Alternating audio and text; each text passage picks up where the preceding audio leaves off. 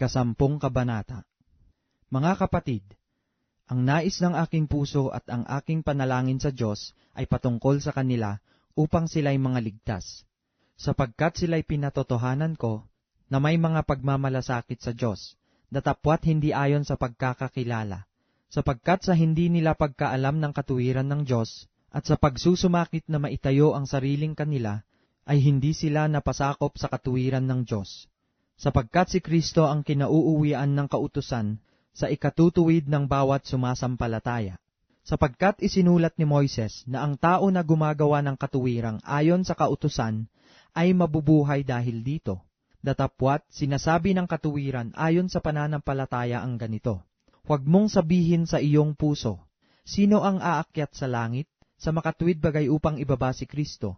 O sino ang mananaog sa kalalim-laliman, sa makatuwid bagay upang iakyat si Kristo mula sa mga patay? Datapwat ano ang sinasabi nito? Ang salita ay malapit sa iyo, sa iyong bibig, at sa iyong puso. Sa makatuwid bagay ang salita ng pananampalataya na aming ipinangangaral. Sapagkat kung ipahahayag mo ng iyong bibig si Jesus na Panginoon, at sasampalataya ka sa iyong puso na binuhay siyang mag-uli ng Diyos sa mga patay, ay maliligtas ka. Sapagkat ang tao'y nananampalataya ng puso sa ikatutuwid at ginagawa sa pamamagitan ng bibig ang pagpapahayag sa ikaliligtas. Sapagkat sinasabi ng kasulatan, ang lahat na sa kanya'y nagsisisampalataya ay hindi mapapahiya. Sapagkat walang pagkakaiba ang Hudyo at ang Griego, sapagkat ang Panginoon din ay siyang Panginoon ng lahat, at mayaman siya sa lahat ng sa kanya'y nagsisitawag. Sapagkat ang lahat na nagsisitawag sa pangalan ng Panginoon ay mga liligtas. Paano nga silang magsisitawag doon sa hindi nila sinampalatayanan?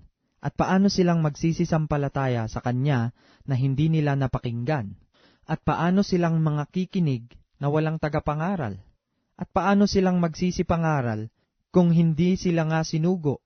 Gaya nga ng nasusulat, anong pagkaganda ng mga paa niyaong mga nagdadala ng masasayang balita, ng mga bagay na mabuti, datapwat hindi silang lahat ay nakinig ng masasayang balita, sapagkat sinasabi ni Isayas, Panginoon, sino ang naniwala sa aming balita? Kaya nga ang paniniwalay nanggagaling sa pakikinig, at ang pakikinig ay sa pamamagitan ng salita ni Kristo. Datapwat sinasabi ko, hindi baga sila'y nangakinig? Oo, tunay nga, ang tinig nila ay kumalat sa buong lupa, at ang kanilang mga salitay hanggang sa mga dulo ng sanglibutan. Datapwat sinasabi ko, hindi baga nalalaman ng Israel?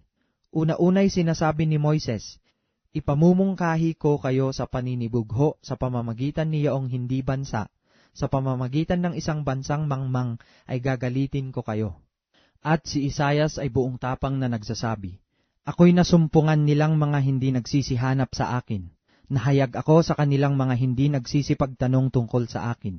Datapwat tungkol sa Israel ay sinasabi niya, sa buong araw ay iniunat ko ang aking mga kamay sa isang bayang suwail at matutol.